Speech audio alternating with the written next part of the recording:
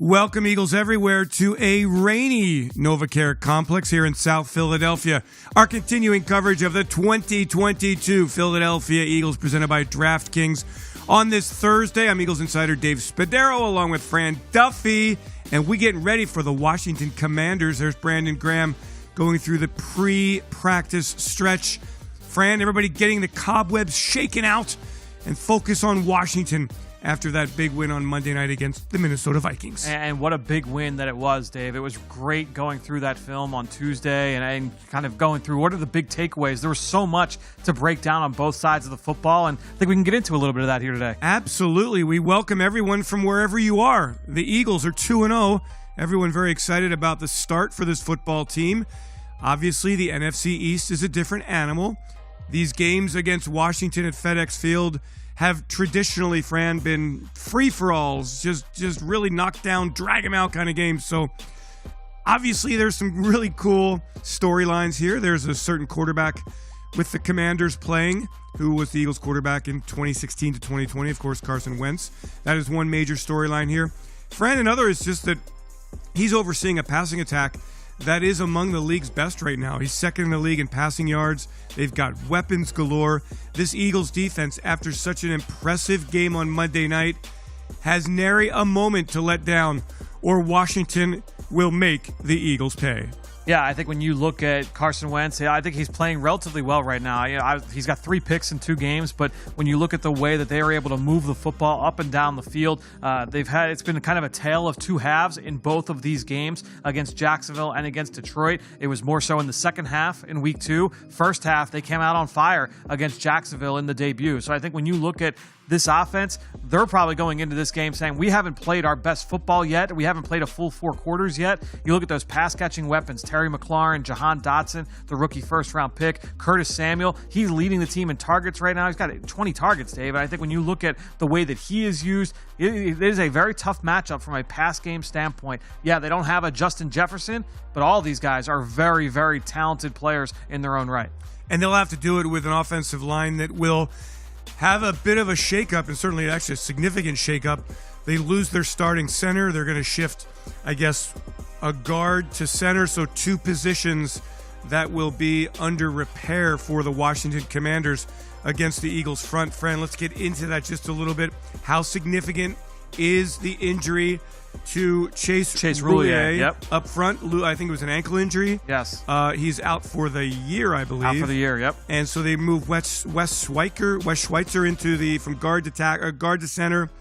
That's a significant change, right? I mean, you don't want to be messing with the interior of your defensive line against an Eagles group that's 5 deep and that has really brought the pressure up the middle, particularly on Monday night against Kirk Cousins. Yeah, when you come into this season, the Washington Commanders had a number of questions at the guard spot. They brought in 2 new starters at guard. Remember, they lost the Pro Bowl, All-Pro guard Brandon Scherf in free agency. He's off to Jacksonville. And so they signed Andrew Norwell and Trey Turner, 2 guys that were established veterans. Both of them played for Ron Rivera and this coaching staff down in Carolina, so there was some familiarity there. Well, they had injuries to both guys, and in particular, Trey Turner this summer. He barely played during training camp. That first game, it felt like there were like 8 different offensive line combinations against the Jacksonville Jaguars for Washington. And Trey Turner was able to bounce back last week, but then you lose Chase Roulier. Wes Schweitzer is a player that the Eagles have actually seen a couple of times, Dave. He's a younger journeyman,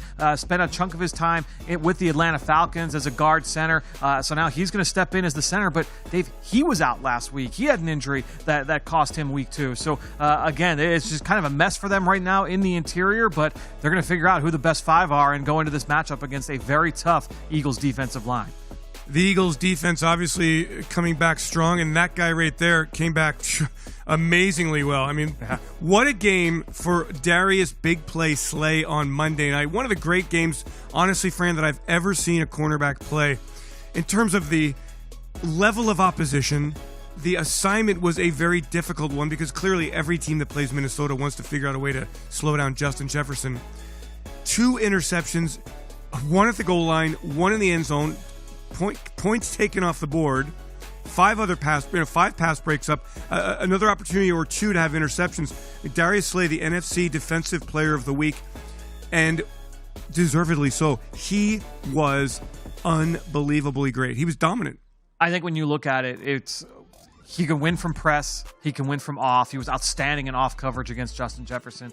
Played man. He played all kinds of zone coverage. And that was the thing I was most interested to see, Dave, going into Tuesday after Monday night's win.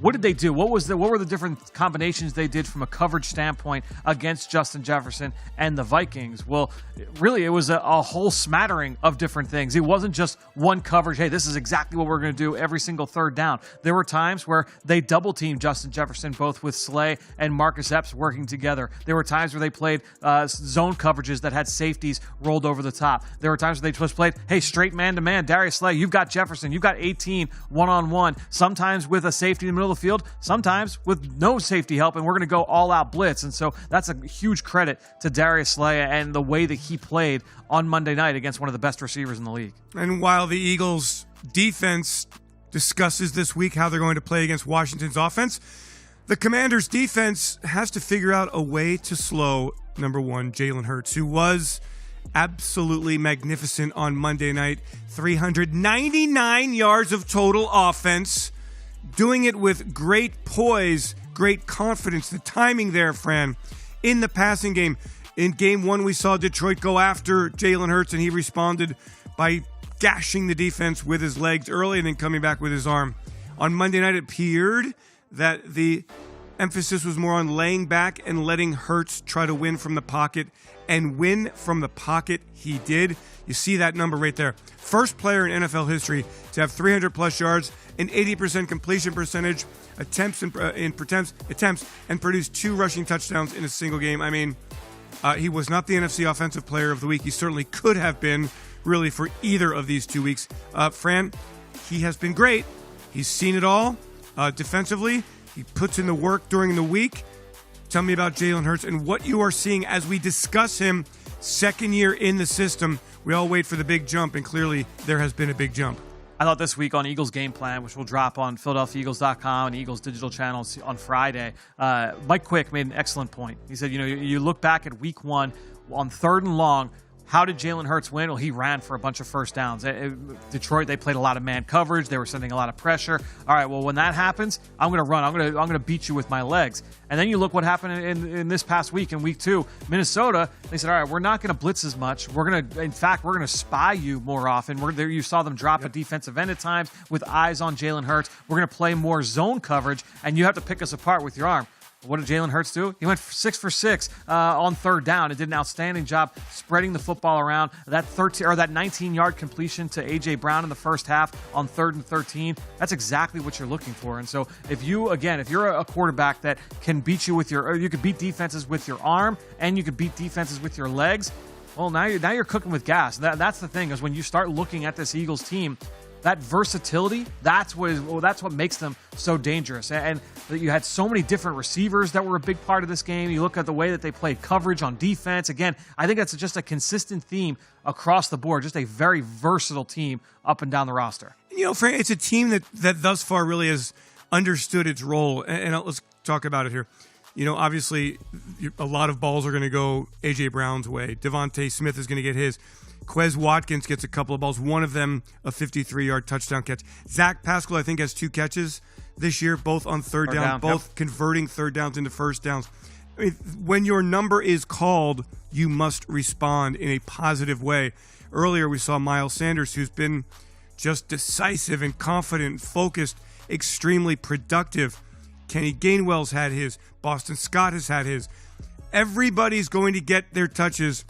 It just, Fran, when you get your number called, you got to deliver. And the Eagles have. Yeah, and that's the thing. Like, just watching the offense in the first half, I mean, it was going through the tape, Dave, it wasn't until play 30 when the ball hit the ground. Like, just outstanding execution. But then you sit back and you watch just like those 30 plays, those first 30 plays before the ball hits the ground, and you see pistol sets, you see empty sets, you see RPO, you see play action, you see screens, you see up-tempo, you see inside zone, outside zone, perimeter gap scheme runs, obviously the quarterback run. You just have all of these different answers that this offense brings to the table. That's what it makes them so difficult to stop when you have all of those different boxes you can check from a schematic standpoint on the X's and O's side, but then all of the different boxes you can check from a personnel side. We talked about, you had no one go over 85 yards on the day, or rushing or receiving, for a team that nearly had 500 yards in offense. I don't know when the last time that happened in the league, but that's got to be very difficult to do. This offense just hitting on all cylinders right now. And players like Quez Watkins, who made such a big play, 53-yard touchdown catch, gave the Eagles a 14-0 lead, has been patient, certainly as a developing player with great speed. Last year averaged 15 yards a catch. Look, I'm sure if you were to get Quez Watkins in a private situation, of course he would love to get 6, 7, 8 balls thrown his way. He would love to have a chance to have more numbers and establish himself, because he's that kind of receiver, Fran. He's worked hard to become an outstanding player, but it's all in the course of being for the team first. The team has success, then the players have success. And that's kind of the way it works, top to bottom, with this Eagles roster. And it really starts with Nick Sirianni, who believes in that and who talks about it every day. Yeah, and I think it goes on the defensive side of the football as well. The guys, what they're asked to do. Sometimes it's not always just going to set you, hey, I'm going to get you free for a sack here. It's like, no, we're going to work to get off the field here on third down. And the Eagles did that at a really high rate on Monday night against the Vikings. Again, a lot of these teams, they just show up on both sides of the football. And to your point, that starts with head coach Nick Sirianni. It's a bit of a drizzly Thursday, but when you're 2-0, it feels like sunshine all the time. We're here at the NovaCare Complex, our continuing coverage of the 2022 Philadelphia Eagles, presented by DraftKings. We love to just peel back the curtain a bit and give you a glimpse inside of what's happening here as the Eagles get ready for Sunday's game against the Washington Commanders. Cool drill here, Fran. That is catching the ball in traffic. Dallas Goedert's got a defensive player on him. He's going to go make the play. He's going to be the aggressive one here. And Dallas is a tough hombre. That body is really hard to box out. No question. Hey, this is a drill. They do versions of this drill almost every day in practice, especially during special teams periods. You'll see Dallas Goedert go off to the side and do drills just like this, where he's going to be working on trying to make catches through contact. If you're a tight end, you're going to be working in the middle of the field. You're going to be working with bodies around you. What I love, though, Dave, Dallas Goedert right now, he's first among tight end in yards per catch. He's third in receiving yards. His after-the-catch numbers are insane. He's fourth in the league right now in yards after catch. Not at tight end, period. Austin Eckler, Jalen Waddle, Tyreek Hill, the only 3 players in the league who have more yards after catch than number 88. Yeah, we talked about it as he is our featured exclusive one-on-one guest in the Eagles Insider podcast. And I really wanted to highlight with him, I thought Monday night he was just extraordinary in all 3 phases, as a blocker, as a route runner, as a catcher. And the post-catch numbers are huge. He just talks about how he likes to punish smaller guys. He's a 255-pound guy, and he likes to bring the physical nature. He likes to pound on defensive backs. So if you're a linebacker, you're not going to be fast enough to catch up to him. If you're a defensive back, you are going to be overpowered by him. This is a young man who waited his turn to be the tight end number 1, and he's made the most of his opportunity. He's got a long-term contract. He's got just a lot of great happiness. And Jason Michael to the left there has done a great job with Goedert, with Jack Stahl, with Noah Tungai, with Grant Calcaterra. They're going to get Tyree Jackson back at some point here. He's been rehabbing that knee. I mean, It's a really, as we talk about succession on this roster and the turnover on a roster that now has just, I believe, including Derek Barnett, 8 players from the Super Bowl 52 winning team. You need your young players to step up, and Goedert has stepped up into that tight end 1 leadership position and is so productive. And I expect it to continue on Sunday, friend. I think you want to hit now this Washington defense. They've got big. They've invested so much in their front 4 through the years. They still are without Chase Young.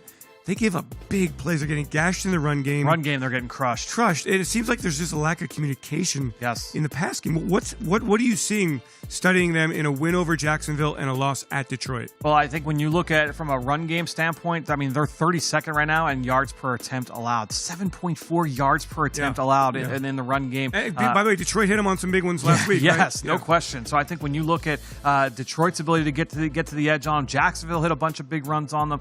They're letting up big plays on the ground. And then in the air, the back seven, a lot of blown assignments as well. Guys with their eyes in the wrong place.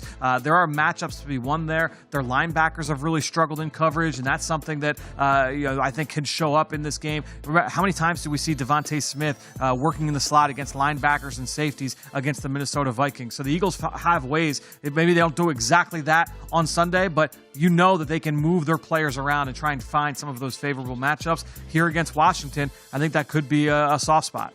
So if you're a defensive coordinator, and you talked about it just a bit ago, just how the formations are changing so much, the personnel groupings are so fluid, the approach has been really different game to game to game, week to week, play to play, and the Eagles have not put together 60 minutes of offense yet. Yep. If you're a defensive coordinator fan, what are you doing? Like, how are you trying to play this Philadelphia Eagles offense? You want to take away Jalen, but you want to take away his legs and you want to take away his arm. And then the Eagles counter with a run game with Miles and Boston and Kenny Gainwell, or the short passing. I mean, what are you doing? You got to beat the offensive line first. We haven't even talked about the best offensive line in the NFL. That's the thing, is I actually feel like Minnesota, they did a pretty good job of kind of limiting the run game on Monday night. There were some chunk plays, but overall I feel like their defense can walk away from Monday saying, all right, like run game wise, we fared pretty well, but then, Jalen just ripped them apart with his arm. So I think when you look at the coverage on the back end, if you're going to play soft zone coverage, Jalen Hurts has shown that he's got that ability to beat you in that way. If you're going to play tight man and you're going to play a little bit more pressure, he can beat you with his legs. And so if you're a defensive coordinator, I guess your teams are going to try and see if they can mix things up and kind of keep them guessing. It's going to be fascinating to watch the next 15 weeks. Fran, you say that the Minnesota defense did a pretty good job against the run. And then you look at the final numbers, and the Eagles had like 163 on the ground. Exactly. And so, that's impressive. Like, if that any other time that happens, you go, boy, the run defense really got gashed. Right. I think when you look at what they can do on the ground, obviously, look, you had the 26-yarder for a touchdown, Jalen Hurts' career high in terms of his ability to reach the paint on the ground. But I think when you look at Miles Sanders, Kenny Gainwell, Boston Scott, Jalen Hurts, inside, outside, all the different schemes you can draw up, it's a really, really tough matchup. And when you factor in the offensive line and the talent up front, that's what makes it even more difficult to stop. All right, we're looking at James Bradberry. We're looking at C.J. Gardner-Johnson. We're looking at Darius Slay, Denard Wilson, defensive backs coach. Let's talk about Bradberry and C.J. Bradberry, I think, has been terrific, Fran. Maybe in 2 games, 1 completion allowed.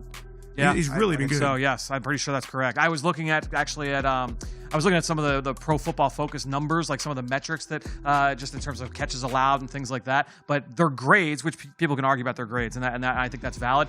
2 of their top 5 graded corners in the NFL right now are on your screen. It's James Bradberry and Darius Slay.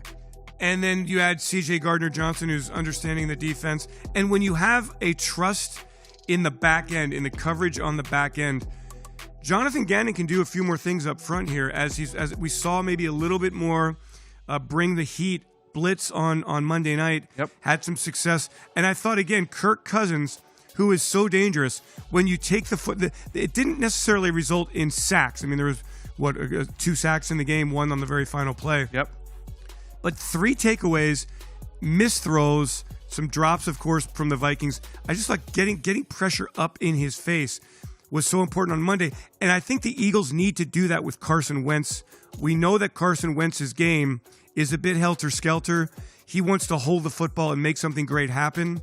So get up in his face. Don't give him that breakaway ability out of the pocket, because that can really hurt your defense. Yeah, and the Eagles did a great job of just bringing the heat on Kirk Cousins, just making him uncomfortable. And once you saw that Cousins was uncomfortable, well, guess what they kept doing? They kept it going. They weren't going to stop sending those cover 0 blitzes. And on the night, Kirk Cousins versus the 0 blitz, where that is a 6-man rush, 5 players in man-to-man coverage with no safety help, right? So it's an all-out blitz. Kirk Cousins 0 for 6. Obviously 0 yards and that interception to Slay in the end zone. And so when you look at the Eagles, the efficiency with which they were able to pressure the quarterback, as this team has a lot of fun out in the rain today, no question. I think when you look at this defense's ability to pressure the quarterback, that's been a strength so far here this season. I don't even know what that dance is. I think we're a little old for it at this point. Well, maybe speak for yourself, Fran. That's something that I'm not kicking that one out. But hey, Jalen can do whatever he wants. I just love how I just think he's super cool. I mean, I think he's just got it all going on, and nothing ever changes with Jalen Hurts. I thought yesterday he handled the myriad of Carson Wentz questions so beautifully. Was respectful of his time with Carson in 2020, a learning experience, he said. But after a few of them, he was just like, hey, guys, enough already. Right. It's about I'm getting ready to play a game. I'm not looking back at 2020. Fran, this is a story for the fans and for the media. It is not a story for the players. They've played former teammates and quarterbacks before. I do think that on Sunday, it will be so interesting at FedEx Field with, I don't know, upwards of, could it possibly be 20,000 Eagles fans in attendance? A home quarterback using the silent counts. Again. Yeah, at home. Yep. Because the visiting team has so many loud fans booing when the Washington offense is on the field. That will be extraordinary. Well, we have seen it in the past. We know how Eagles fans travel. We know how they travel down to FedEx Field. So that would be something that I would expect, and I'm sure you will be reporting on that on the kickoff show before that game there, Dave. Yeah, and the kickoff show presented by Little Caesars comes your way beginning at 12:15 on Sunday afternoon. We've got you covered on PhiladelphiaEagles.com, our official team app as well, and of course our social media channels. Starting at 12:15, the kickoff show. You'll be in studio. You'll be rocking it up. I'll be down at FedEx Field getting ready to go. And then we got you covered through the game. Great coverage. And then the post-game show presented by Exalta. Make sure you're with us as we bring you live press conferences and reports, analysis, and opinion from FedEx Field and from right here at the NovaCare Complex. My Instant Reaction Eagles Insider podcast will come out shortly thereafter. Reaction from the locker room. After the Eagles open the NFC East schedule, Fran, we look at the NFC East, and the Giants are 2-0. Dallas, a big win last Sunday over the Cincinnati Bengals. Those two teams, the Giants and Cowboys, meet. So a little bit of clarity this weekend in the NFC East. Real quick, you know what I love about the Instant Reaction Eagles Insider podcast? It is instant reaction. We finished the post-game show here at the NovaCare Complex. I do a couple things. I wrap up. I get in the car. I already have the podcast on my phone for the drive home. It's outstanding. Thank you. We do a great job. Peter Kelly really gets it out with his group. And I mean, all I do is go do the interviews and send them back to him, and voila, we are done. We have a really great podcast system here and a podcast network, and we really hope that you'll subscribe if you don't already. We hope you do to my Insider Podcast, Eagles Insider Podcast, the Eagles Update, which comes out every morning, 3, 4, 5 minutes. Jeff Stoutland there working with the offensive line. Fran, of course, Eagle Eye in the Sky, and the Journey to the Draft podcast, which are very popular. And obviously with the Eagles' 2 first-round picks next year, Fran, important that all Eagles fans keep their eye on that as well. And nobody breaks down the X's and O's better than Fran Duffy and his crew. Thank you very much. And plenty to talk about on a weekly basis. And I look at this offensive line, Fran. I did a radio hit this morning in Washington, actually in Maryland, and we were talking about the offensive line. And what's so great about this offensive line is obviously the starting group has been dominant, and then you look deeper than that, and there is some talent here. The Eagles are very well set along the offensive line, and obviously that is a key, if not the key, to offensive success. I mean, you just see the passion that Jeff Stoutland is showing here working with the backup. These aren't the starters. Typically, when you look around the NFL, you talk with reporters in all 32 cities, you typically, once you get into the regular season, not training camp, not OTAs in the spring, but when you get into, just unbelievable. Talk about the talent here. Bringing it. Outstanding. When you talk to reporters from other teams, when you get into game week, it's all about the starters. It's about getting those guys ready. But look at all the passion. Look at all the time that is being spent on developing the backups as well. This is a talented group. This is a deep group. There's a reason why it's one of the best, if not the number one offensive lines in the league. And Josh Sills there shaking out the ache in the left shoulder there. He is no kid. He's no young kid. He's a small kid. He's 6'5", 325, country boy strong. I mean, these guys are ready to rock, and it's Thursday. And you see Jordan Mailata in there. He's having fun. It wasn't that long ago, Dave, that he was one of these guys that was getting developed, in between reps. by Jeff Stoutland. I think when you look at just the development of these guys, it's just so much fun. And I want to point out Roy Istvin there on the right, No the assistant offensive line coach. It does take a village, and Roy does a terrific job. Yes. And really very, very intricate and very important to these players' development. I mean, the Eagles' offensive line, again, there's Josh Sills going, geez, I thought there was going to be a light practice today. I'm getting rocked here. Eagles' offensive line will go up against Fran, a pretty darn good defensive line on Sunday. I think that is an area to watch. Montez Sweat is still there. Jonathan Allen is still there. Payne is still there. Yep. No Chase Young. No Ioannidis, who moved on. Yep. Tell me a little bit about Washington and what you've seen from them up front. Obviously, struggling in the run game, but there's still a lot of talent if you let them get going. Leading the NFL right now in quarterback hits. They're second in pressure percentage. They're fifth in stunt percentage. They're eighth in blitz percentage, right? So this is a team that wants to be able to bring pressure. They're going to do it with lots of extra bodies, and they're going to do it with a lot of post-snap movement.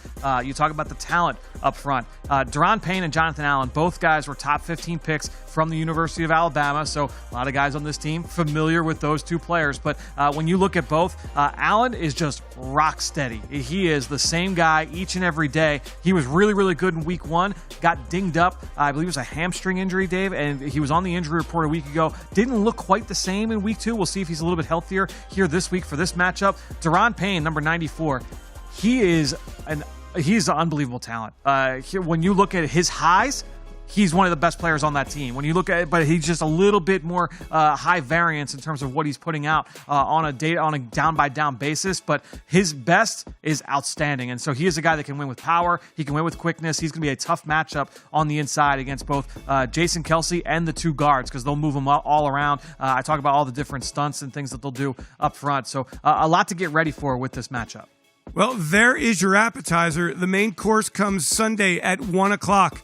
The Eagles at FedEx Field against the Washington Commanders. Make sure you're with us at 12:15, starting with the kickoff show presented by Little Caesars on our Eagles platforms. I'm Eagles Insider Dave Spadaro with Fran Duffy. We thank you so much for joining us as we continue our coverage of the 2022 Philadelphia Eagles presented by DraftKings.